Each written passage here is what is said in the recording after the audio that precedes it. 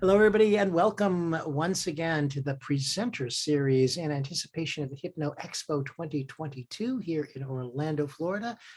We've been together over the past 5 weeks or so, and each week interviewing two presenters that are offering pre- and post-conference programs at the upcoming hypnosis convention that we're so excited about. I didn't say the dates, did I? May 13th through the 15th, by the way, and the pre- and post-conferences are the day or two or three in some cases before and after that weekend. So, and if you haven't registered yet, by the way, go out to the website, IACT.org or IMDHA.com, and all of the information that you need is there to register. And if you have registered previously with the Holiday Inn, please know that we need you to change your reservations. All the information that you need is on the website. We're going to be at the Doubletree Orlando SeaWorld, and it's a great deal. So we're looking forward to it. With all of that, I don't want to take any further time away, however, from our first presenter of the night, because I've been working with this lady for the longest time, and finally, this is going to be one opportunity where all I really have to do is to listen for a while. Something I don't do as well as I could, by the way. So maybe a good chance for me to hone up my skills. And Karen, you won't have to ask yourself any questions unless you question yourself anyway, and then that would be appropriate. And maybe some of the hypnotists here can help you. But Karen Hand has, gosh, she's such a contributing member to our community. You know, she's my co-host on the virtual chapter. She is the author of a couple of lovely books. One of them I had some comments to say about, I believe, in the forward or introduction or whatever it was. And you're quoted inside of it. We'll talk about it coming up in just a minute. Oh my gosh. So yeah, well, so I don't know what else I need to tell you about her. She's in Chicago. She's wonderful. She's had a career in radio before this, and she is none other than the Pen and Quill Award, by the way, none other than the inimitable, that's a hard word for me to say, Karen Hand. So hi, Karen. Hi, Michael. Thank you very much. That was really wonderful. I appreciate it. Well, oh, go ahead. May I make one correction to something that was said earlier? The conference you said is May 13th through 15th. Actually, the conference is May 13th through 16th. And if you don't believe that, just ask me or Shelley Stockwell, who'll be coming up, because I have a full day presentation for you on the 16th. So when you're making your reservations, make sure it's May 13th through the 16th.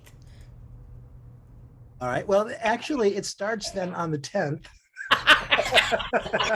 Okay, I don't mean to cut you out. Yes, Michael will be teaching. We've got so much, right? We've got so much going on. It's just going to be such a wonderful full weekend. And by the way, Karen's program is I don't want to say the name of it wrong. I know it's about the Trance Dance. Here we go. Do the Trance Dance. It is called a 1-day course, and that will be on Monday, the 16th.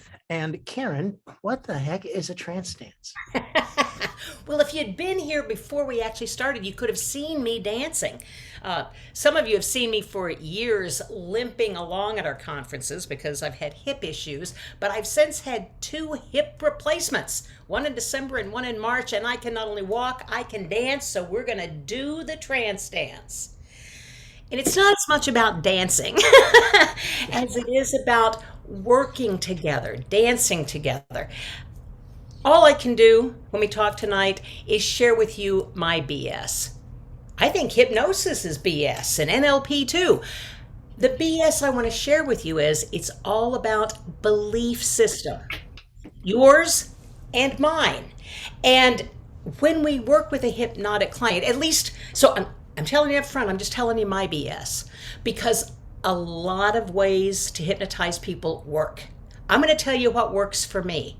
And what works for me is dancing with the client. I don't mean standing up in the middle of the floor here and moving around. What I mean is listening. That's what Michael was talking about earlier. Really, really listening. Listening to what the client has to say to you.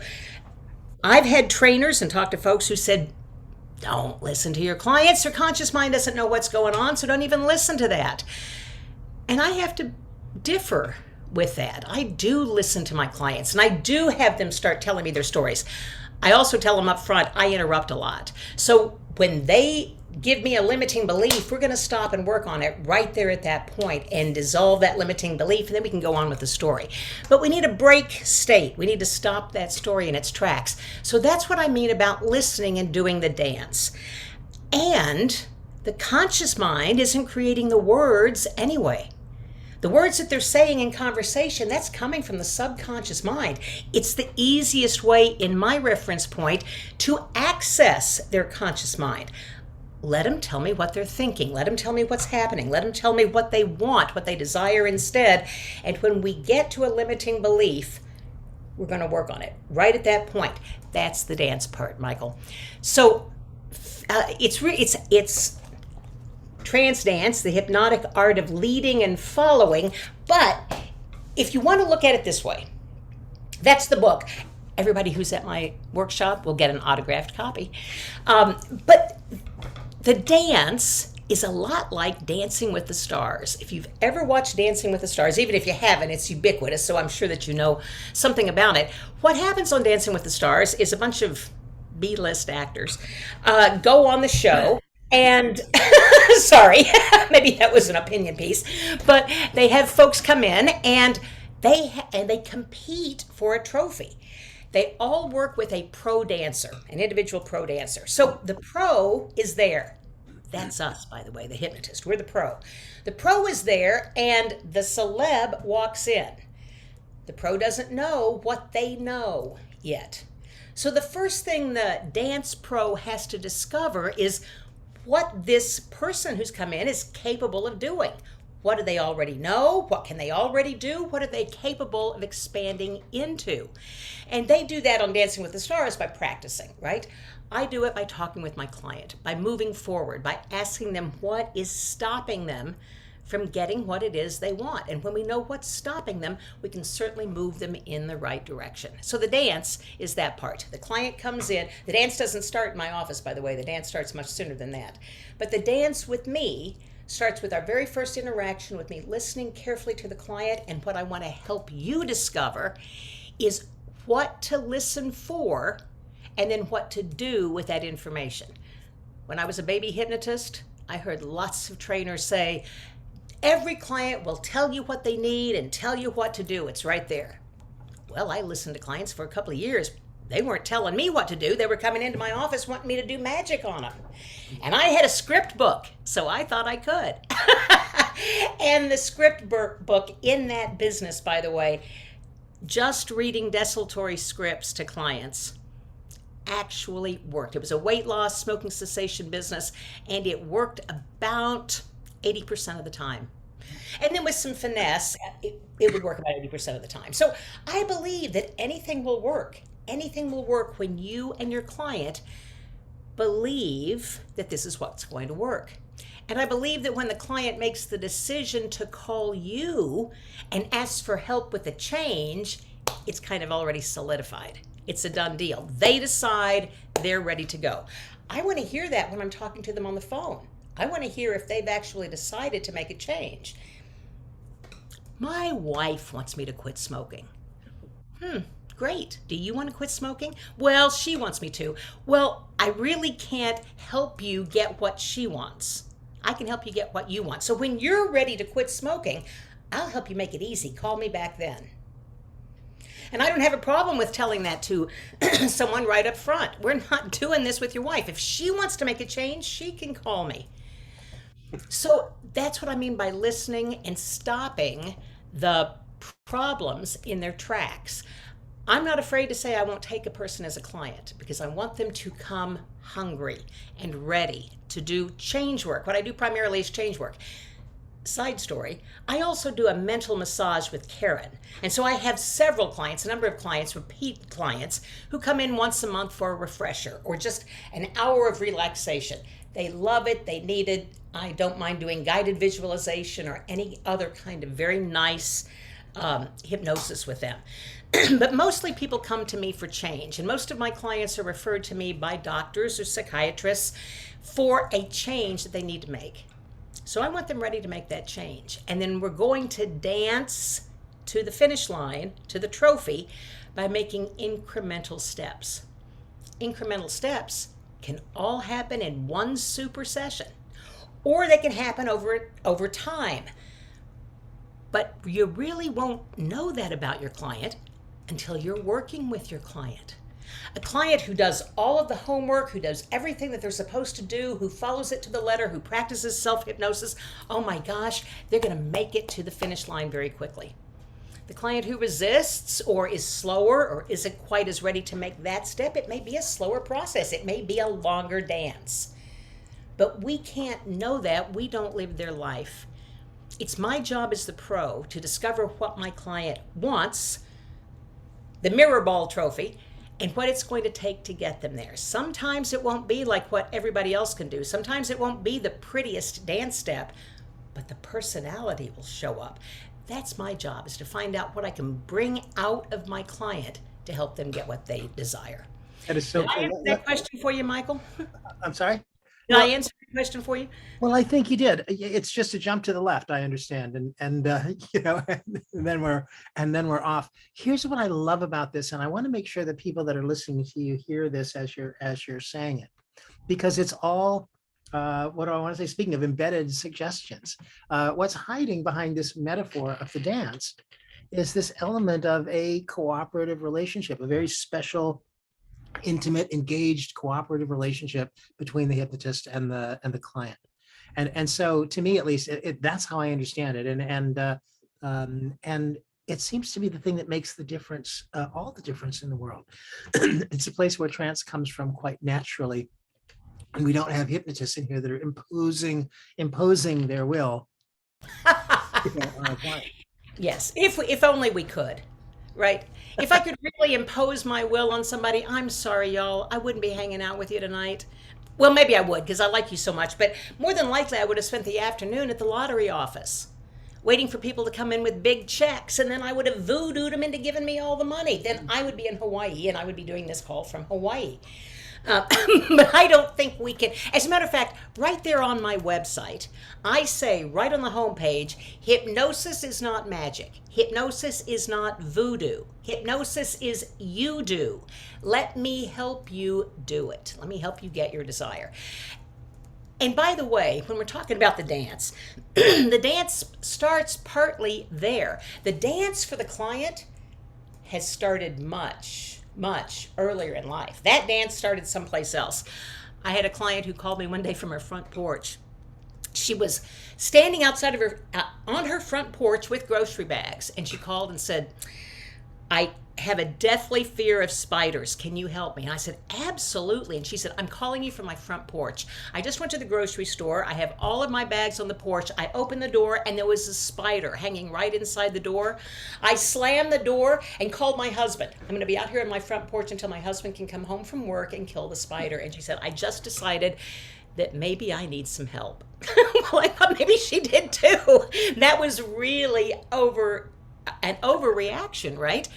So I told her absolutely I could help her. She came in and we knocked this out in one session. And I'm not saying they're all one session wonders, but we knocked this one out easily because as I listened to her, she told me exactly what to do. I said, so how long have you had this fear of spiders? And she said, as long as I can remember. That's always a good indication to me that we might want to do a little friendly regression. I'm sorry, you guys, I never do this. That was a sign that we should do a little friendly regression. Embedded command that I am in demand. How's that? So it starts wherever it starts. We did a little regression on this woman, and the memory that came up, what came up for her, was that when she was a little kid, about maybe 3, she remembered being on the floor, sitting on the floor, and this fuzzy thing was walking by, and she wanted to pet it. She thought it was a little cat. And from behind her, her mother screamed, "Don't touch that, it'll kill you!" It was a tarantula walking across the floor. The little 3-year-old didn't know the difference, and her mother didn't get encoded into that fear because she was behind her, I'm guessing. She saw that spider and, as we will do, generalized it across to all spiders and was fearful from that moment on. At that point, we neutralized that feeling. As she looked at it from an adult perspective, and we did some other work with that, it was neutralized pretty quickly. And so we wrapped up in listening to her and doing the dance. And I do most of my change work uptime and eyes open, but I close my sessions with a formal hypnosis process so that they have something to hang it on. So their conscious mind walks out going, wow, that hypnosis really works. Rather than walking out going, all we did was talk. I don't know that that'll work. I want them on board all the way. But back to where the dance starts. The dance for that client started when she was 3 and her mother screamed. And from that point forward, every time she spotted a spider, she immediately, instantly remembered to go into that fear trance. How amazing is that? I talked to her about what a skill that was, to remember to do it every single time and to go into that trance in the same way every single time. She was kind of awed by that. And I told her that trance wasn't a weird word at all. We go in and out of trance all the time. I happen to be a believer. I'm not asking you to be, but I happen to be a believer that we are always in a trance of some sort or another. Right now, I'm in the presenting trance. You're in the listening trance or the learning trance. We are all in some kind of trance. If you go to lunch with your girlfriends, you act in a certain way. If you go to lunch with your boyfriends, you act in a certain way. If it's a spouse, you probably act in an entirely different way. But we go in and out of those trance states easily without any help at all. That client's trance started that day, and her mother, as untrained as she was the hypnotist. She issued a suggestion, and a really damn fine hypnotist too, even without training, because that post-hypnotic suggestion lasted 37 years. Just think about that. She took that suggestion. Her mother didn't impose the suggestion on her, by the way. That's the way she took in that suggestion. That's the way she responded to the suggestion. And she then dealt with it that way for her entire life, thinking that it was just, people are afraid of spiders, no big deal. About 3 weeks after that client was with me, I got a text from her one morning, and she said, I was in the shower this morning, and there was a spider crawling up the tile, and I killed it with my bare hands, and then I laughed as it went going down the drain. So that was a wonderful text to get back, right?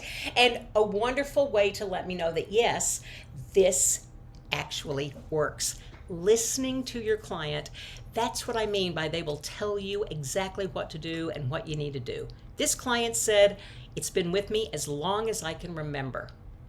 That pretty much indicates it's something that happened when she was very little. I don't do regression on everybody, but on this particular client, it worked very well. Again, the dance for her on that issue, every issue has its own start time. The dance for her started way back then. The dance moves continued as she needed something more and more and more the day that she was on her front porch stuck and couldn't go into her house because of this belief that she even termed a silly belief. That was the day that she continued the dance and started looking up hypnotist near me. And the dance continued. She called me. I asked her some questions on the phone. Now I'm building rapport. Now we're dancing as a team. And I'm discovering, I think the dance pros on Dancing with the Stars don't get to say, no, I'm not going to dance with you. But I do get to do that. So I listen carefully to the client who calls. And if we do have rapport, if we're going to make a good team, if we're going to get to the place, and if it's something that I actually know how to do, right? If somebody called me and said, I need you to teach me how to play the piano, I can't do that. I don't play the piano. I could help them with lessons and things like that. You understand what I'm talking about. But this is something I knew I could do, so we agreed to come in and we danced together for about an hour and 45 minutes. She went home and the job was done, because I listened carefully. And in this workshop, that's one of the things that I really want to detail. What are you listening for? How do you know what to listen for? And then how do you know what to do? What does that mean? They will tell you everything that you need to do, and they will tell you exactly the techniques to use. If a client comes to me and says, a part of me wants to do this and a part of me doesn't, screaming a little bit of parts work, right? And if a client says, I want confidence, that, by the way, is going to scream to me a little bit of regression as well.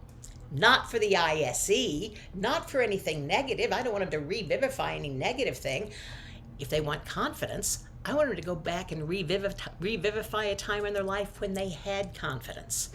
I want to see that. Maybe we'll do classic age regression. Maybe we'll do timeline therapy. Maybe we'll do any kind of tool that I have in my toolbox. It kind of depends on the client or what I feel like that day. But we're going to get to a point where they did have confidence. An example for you there is a client who had to stand up in front of people at a new job, and she was really scared of having to do that. So we went looking for confidence. She found hers when she was an equestrian in high school, and she jumped hurdles with her horse. And so we kind of looked at all of that. How did you make that work? How was that so easy for you? How were you always confident in a competition? And as she looked through that, she knew exactly. She and her horse practiced every day. They rehearsed together. They got it into muscle memory. They worked as a team.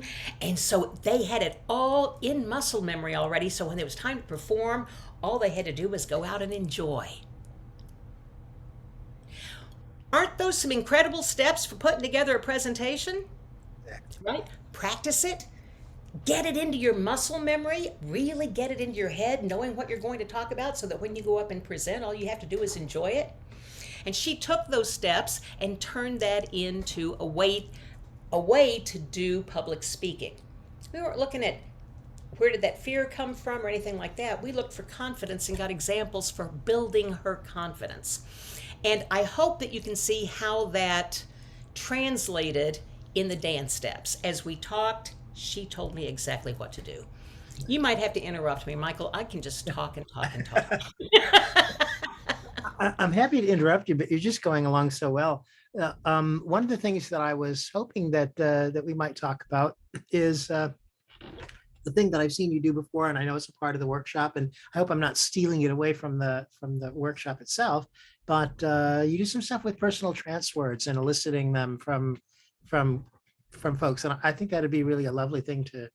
I would love to do that. I'd love to share that with you. In the workshop, we'll get a lot of.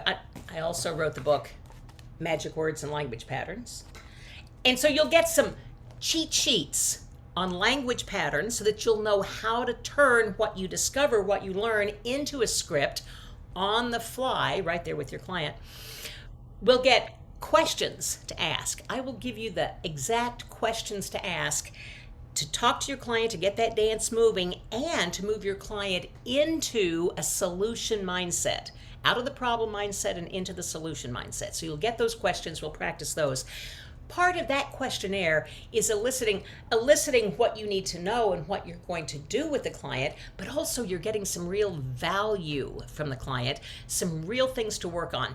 So I'm wondering, show of hands, would somebody want to play with me real quick for a demo? Patty was the first one that went up. If you don't mind, unmute yourself, Patty, and just play a game with me if you would. Okay. Excellent. So I just want to know a couple of things about you, if you don't mind. Well, first of all, is there anything at all that you'd like to work on? Some little tiny thing. Doesn't have to be a problem. Okay. Yes. And do you mind telling me what it is? You don't have to, but do you mind? I don't mind. Okay. I'm working on a weight goal by my birthday this year. All right. A weight goal by your birthday. Okay. How many days do we have? Till October 19th. I'll write that down, October. I don't have a calculator in front of me. Good. That's all right. It's a ways off. I want to know if it was in a week or a while. Okay. No, it's a ways off. So now I'm jumping ahead, way far ahead. I'm not getting any of the other pieces of information I need from Patty, but that's going to be in the workshop. Let me just show you something incredible you can do, listening to your client and using their words and moving them toward a goal. So Patty, in a job, what has to be present in that job for you to really enjoy it? Creativity. Good. Anything else? Pleasant people that are fun to be around. Ooh. Good. And that are fun to work with. Mm-hmm. how do you know you've done a good job at something, done a really good job at something? How do you know? Uh, the only thing that comes to me immediately is just a gut feeling that I did the best I could. Excellent. In a friendship, what has to be there for it to really be valuable to you? Oh, in a friendship, understanding, Good. um, hmm. That's an interesting one. I've never thought about that before.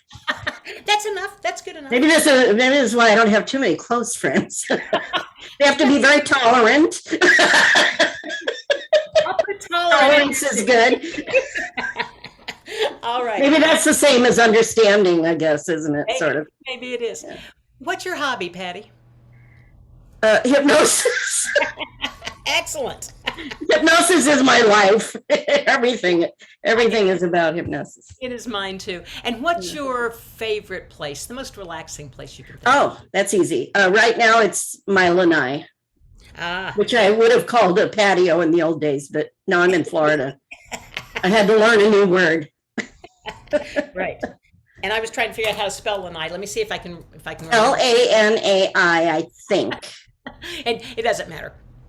Okay, so that's how I was eliciting Patty's personal trance words.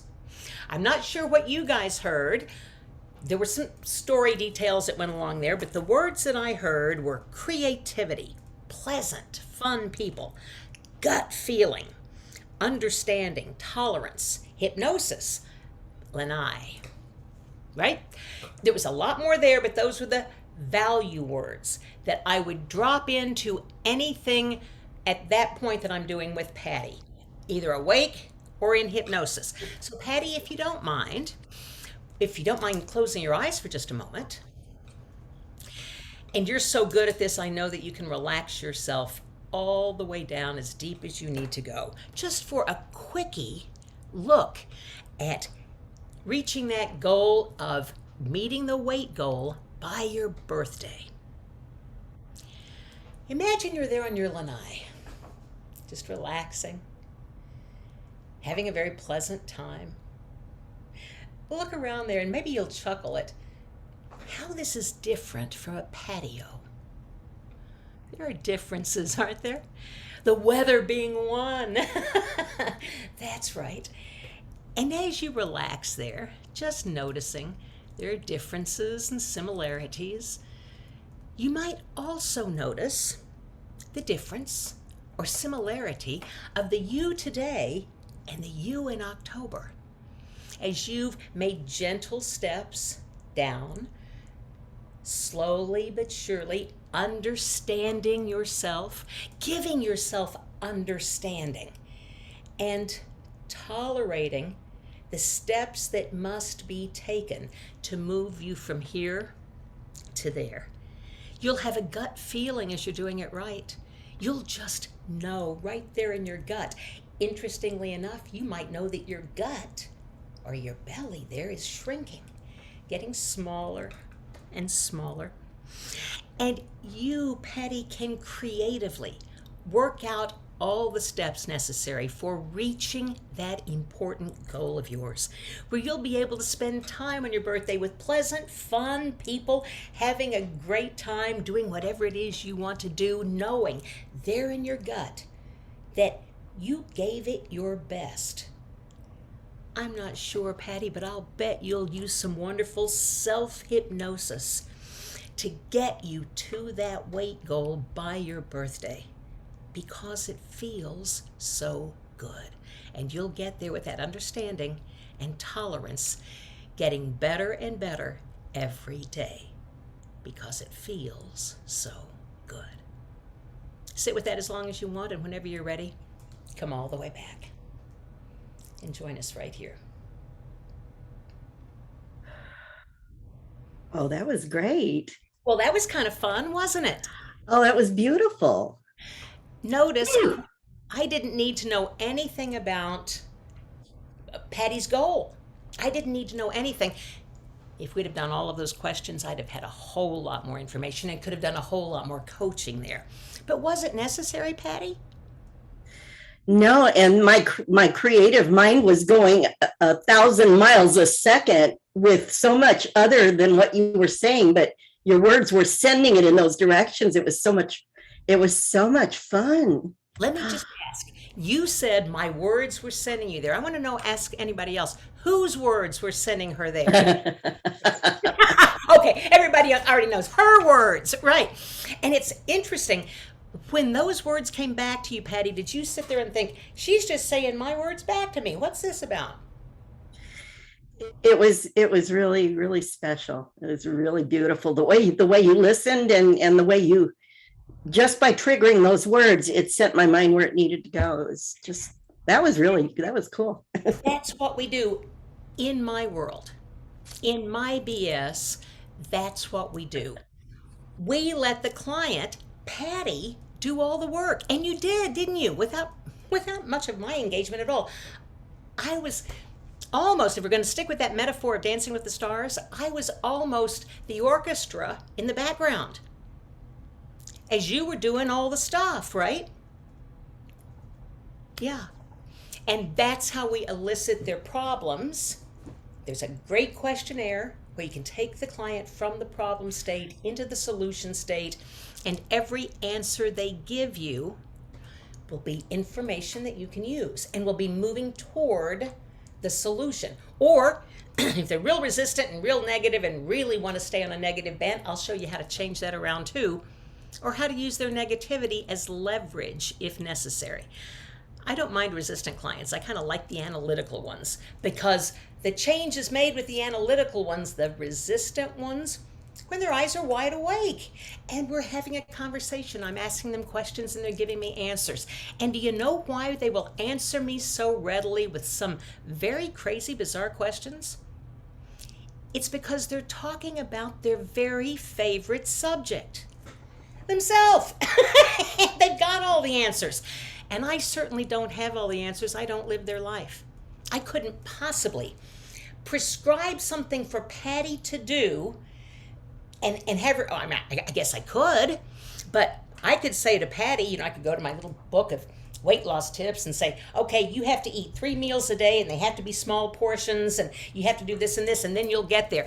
Do you see what she's doing? Patty's shaking her head over there. That's right. That sets up the no set. It doesn't set up a yes set. We want a yes set with our clients. We want our clients saying yes to what we're saying rather than no, no, no, no. So we do that by getting the way they're looking at it, their picture of it. How I lose weight is completely immaterial to Patty. It has nothing to do with her. So I'm not going to tell her a prescribed thing to do. I am going to talk to her about what she's willing to do. I've had people, big people, want to lose some weight, and we will start with something when they'll say, I can't exercise, I'm too heavy to exercise, I'm going to have to wait. And I'll say, all right, what's your definition of exercise? Oh, you have to sweat for an hour and really do it big. I'll say, yeah, man, I wouldn't want to exercise if that was the deal either. But maybe you haven't heard the latest research. The latest research shows short bouts of exercise is just as effective as long extended periods of time. That was sort of a language pattern. That was a trick, right? I said, maybe you haven't heard the latest research. Oh, well, what she's going to say next is true. That short bouts of exercise will work just as well. That does happen to be true, but just to let you know, it wouldn't even have to be true for it to still take importance, right? That happens to be true. That worked with my client. And I asked my client what he does when he brushes his teeth. And he said, oh, I just brush my teeth. And I said, I'm just curious, would it be possible while you're brushing your teeth to just march in place or shift your weight back and forth, do something with your feet? And he said, well, yeah, I can do that. And I've got a sonic hair, so I can do that for 2 hours a day. Is that exercise? And I said, yes. Well, it'll be minutes. It'll be 4 minutes a day because you'll do it in the morning and you'll do it at night, right? And he said, yeah. I can do that. And I wonder if you know any place else where you're just standing and waiting for something and you could do that very same thing. And he said, well, yeah, I have a Keurig and I make coffee in the morning. I could march in place while I'm waiting for my coffee to fill a cup. And if I'm filling up my water bottle, all of a sudden he came up with all of these ideas on how he could do these short bursts of movement that was more than he did yesterday. And that was the point. That was the dance. To get him to a solution that he could buy into. I gave him a suggestion, but I don't very often give suggestions to clients unless I have to break, just absolutely break, and I don't have any idea. Then I might make some suggestions. But really, he's the one who came up with all the other creative ideas. I didn't know he had a Keurig. He did. And so it's helping the client dance their way to success. You know, something that's so lovely about this and is that I heard you just now say that you don't give suggestions, and you know I love that. That's one of my things that I'm very strong about too. The thing that I think was missing to some people's filters, if they were watching this with Patty and seeing you do this for the first time, is that we're so accustomed to hypnotists sort of creating that engagement and then going deeper and deeper and deeper, and that just didn't seem to happen here. You went deeper though, did you not, Patty? She's shaking her head. So yes, there are some people who want to use the words deeper and deeper. I sometimes use a stair step or an elevator or whatever you want to do, right? I sometimes do classic hypnosis because that is what my client has told me they expected or told me that they have had before. This is something that they will expect for success. I don't mind that. But truthfully, when I say, tell me more, that deepens the trance. When I say, is there anything else? That deepens the trance. The questions that we'll talk about in this workshop and that I use with all of my clients, that is fractionation all by itself. You've heard of fractionation, right? Open your eyes and close your eyes, open your eyes and close your eyes, fractionate into a trance. So I'm doing that metaphorically, but the same thing is happening. Every time I ask the client a question, they have to go inside and find the answer and come back out and give me the answer. I ask another question, they go inside and give me to find the answer and come outside to tell me the answer. That is fractionation. That's happening all by itself. So by the time we get around to making any kind of change, I don't really have to say go deeper or walk down a staircase. In fact, I don't want to take them out of any trance that they're not already in at that stage of the game. When I have them in a solution trance, why would I want to get them out of that? Why would I want to say, okay, now let's go over to the magic chair where all the change happens? We might do some formal hypnosis, right? But the change has already occurred. And when I've got those resistant clients, analytical clients, they have no idea that they're being hypnotized. They have no idea that they're going deeper and deeper into their own, what is now a solution trance. And since they don't know that they're being hypnotized, there's nothing to resist. And then by the time we get to the formal hypnosis where they're expecting something to happen, I've got everything they already told me and that they've already agreed to do. I'm just installing that and solidifying that. And while that's going on, I keep it pretty vague, the client is doing all of their own work, working out the details, getting to the solution.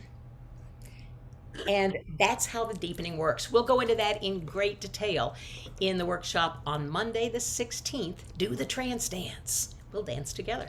How cool is that? So we've just got a few more minutes left, by the way, and so somebody may have questions. I want to leave just a tiniest little space for that before we move on to our next speaker. But I also want to tell you, I ran into a fellow the other day who told me that he had lost weight and that he lost weight by going to this hypnotist from Chicago. And when he smiled and I saw his white, shiny teeth, I said, I'll bet it was Karen Ann. Tell me that he said yes. I don't care if it's true or not. It doesn't have to be true. Yes, he said yes, absolutely.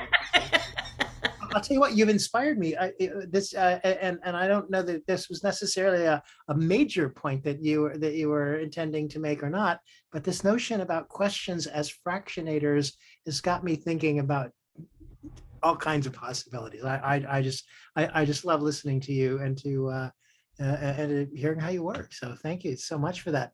Thank you very much. Patty, thank you very much. That was great. Maybe we'll have three more questions. So 3 more minutes. So unless somebody raises their hand or just opens up their microphone and shouts out a question, I might ask you, Karen, is there anything in particular that you want to make sure that we tell people about your program? Well, that it is an easy way to do to work with a client from start to finish. This is not a system where you have to do it this way and in this order. This is a set of parameters or a set of guidelines so that you'll know exactly what to do when it comes out of your client's mouth. So you'll know exactly what to do. You don't have to walk in there anymore. You don't have to do any homework. You don't have to do anything.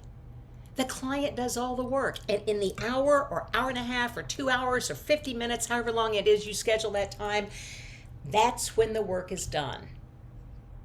And then when that client leaves, I have a background in radio. I used to do newscasts on the hour every hour. And I would write the newscast, excuse me. And then it would be in the ether and it would be gone and I wouldn't remember a thing about it. And I'd move on to the next and move on to the next. That was great education for working with clients. I work with my client in their designated time, then they go on and I go on. And when they come back the next time, we pick up right where we left off. I've got a couple of cheat sheets that I will share in the workshop on how to keep a running tab on your client so that when they walk in, you'll know, oh, kinesthetic, this is their goal, these are their value words, their personal trance words, and we can get started right away. I'll share all of that with you, and I hope to see you there. That's going to be lovely. So, and by the way, Karen is going to give away a copy of her autographed book. No, actually, an autographed copy of her book to people that attend the workshop as well. So be sure and register for that. And on Friday the 13th, oh my God, it's Friday the 13th. Karen is also going to be doing an afternoon workshop at the conference from 3 until 4:45 called Know the End Before You Begin. So we're something else on Friday. There's another one on Friday. Hold on. I'm pinch hitting for Amy Charlau. Circus of Change, 11 o'clock in the morning. Metaphors to inspire action. So Jimmy, how do you do? Well, doesn't that beat all? Okay, that was a little secret that you learned here that you wouldn't have known gotten anyplace else. All right. Well, thank you so much, Karen. It's been lovely talking with you, and everybody. Watch for this wonderful program coming up. Register at the IACT IMDHA website, and you'll be all set. Thank you for being here.